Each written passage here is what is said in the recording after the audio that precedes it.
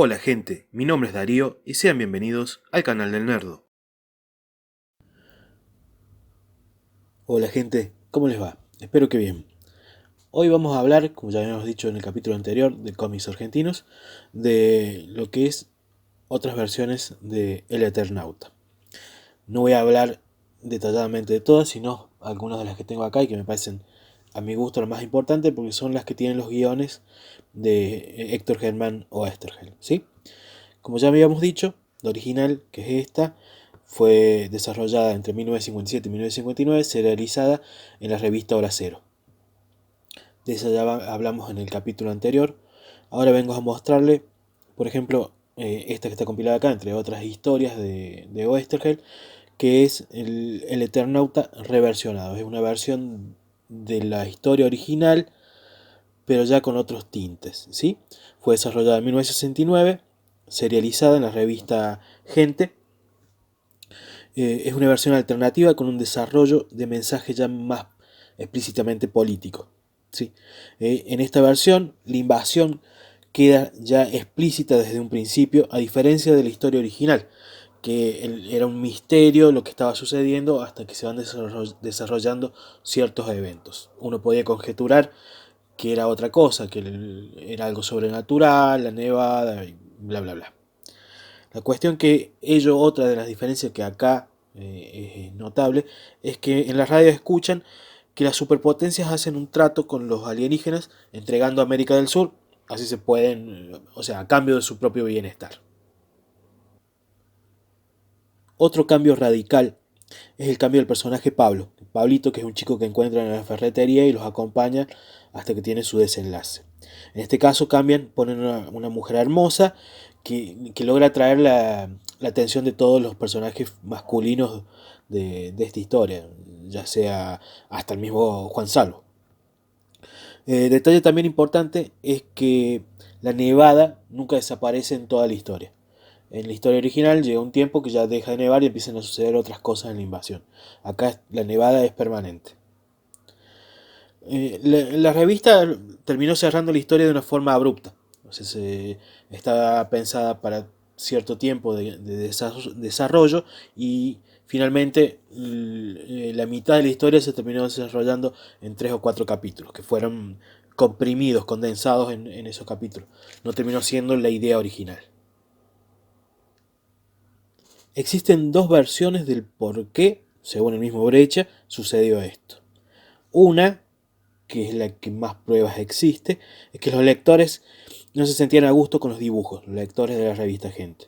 Hasta el mismo director, Carlos Fontana Rosa, en el final de la historia, se disculpó con sus lectores por haberles brindado semejante plato indigesto, según sus palabras. Esa es la historia que más fuerza tiene. En 1973, esta es la otra versión, las dos son afirmadas por el mismo Brecha. En 1973, él mismo afirma que Oesterhel había alargado mucho la historia, que era demasiado texto y a él no le parecía bien, entonces decidió acortarla. Esta otra que tengo acá es el Eternauta 2, que es la continuación del Eternauta 1, también guiones de Oesterhel y con los dibujos de Solano López, a diferencia de la versión de 1969 en la revista Gente, que eso eran dibujos de Carlos Brecha. En esta, bueno, se repiten los autores.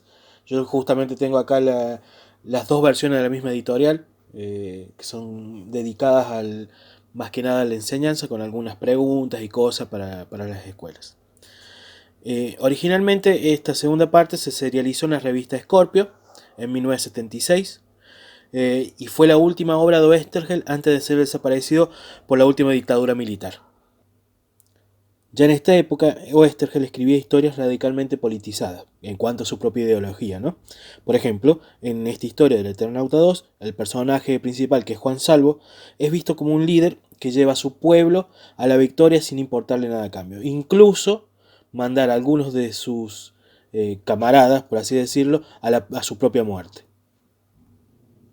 Siguiendo con esta línea de Oesterhel y su ideología política, él fue secuestrado el 27 de abril de 1977. La historia se terminó de todas formas, aunque el mismo Solano López duda si los guiones finales eran de Oesterhel o de un tercero en su lugar.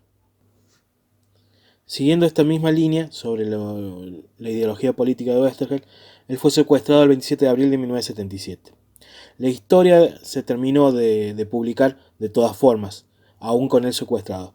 El mismo Solano López duda si los guiones finales eran realmente de Oesterheld o de algún tercero. En sí, la historia parte desde donde había terminado la historia del Eternauta 1, que era con el guionista al frente de la casa de Juan Salvo, viéndolo a él con su familia sin recordar nada.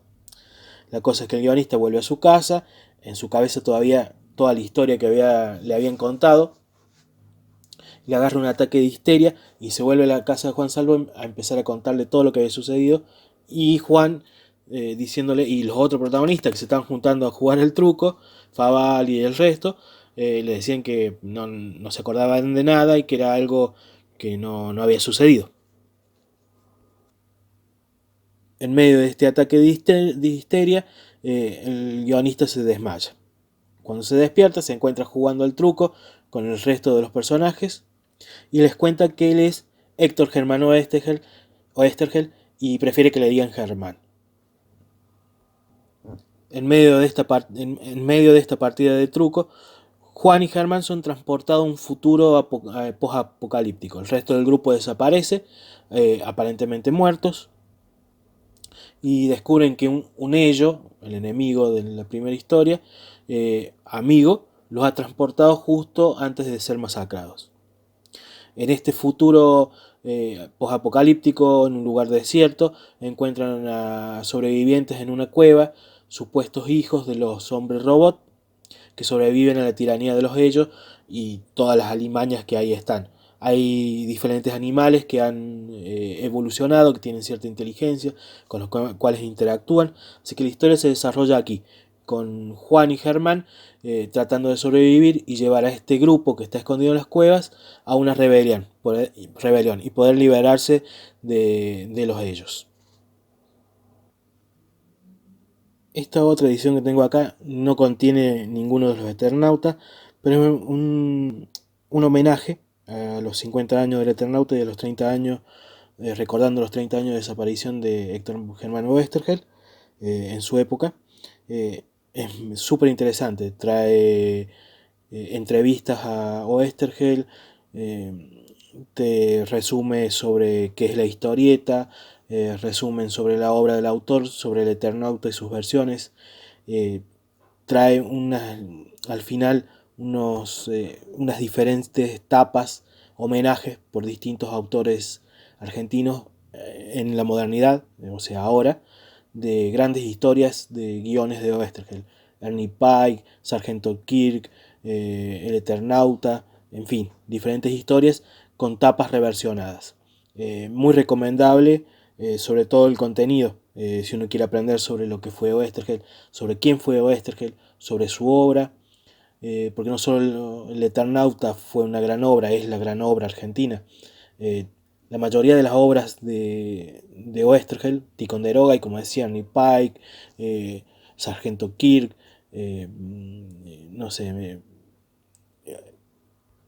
Morcinder, Sherlock Time, son algunas de las historias que acá salen y salen cómo se desarrolló, en qué años se publicaron y varios resúmenes. Esta obra es, como dije, súper recomendada por si quieren saber sobre el Eternauta y sobre el mismo Oesterheld. Hay opiniones y anécdotas de distintos colegas de él. Bueno, eso fue todo hasta acá. Son las versiones en donde sale tanto Estergel como Solano López, salvo la que está reversionada y tiene Alberto Breccia por dibujante. Existen varias ediciones más donde hay distintos guionistas y dibujantes, incluso alguna donde está Solano López como dibujante, pero me pareció más interesante mostrar esta. En cualquier caso, en el futuro estaré hablando de otras ediciones, de qué historias cuenta, y incluso hay algunas que son como en universos paralelos. Desde ya muchas gracias por quedarse, un abrazo grande gente, no se olviden de suscribirse por favor, así puede crecer el canal, de dejarme su opinión en la caja de comentarios, qué les gustaría ver, qué les pareció su experiencia con el Eternauta o qué saben de él y yo no pude aportar. Un abrazo grande, nos vemos en la próxima.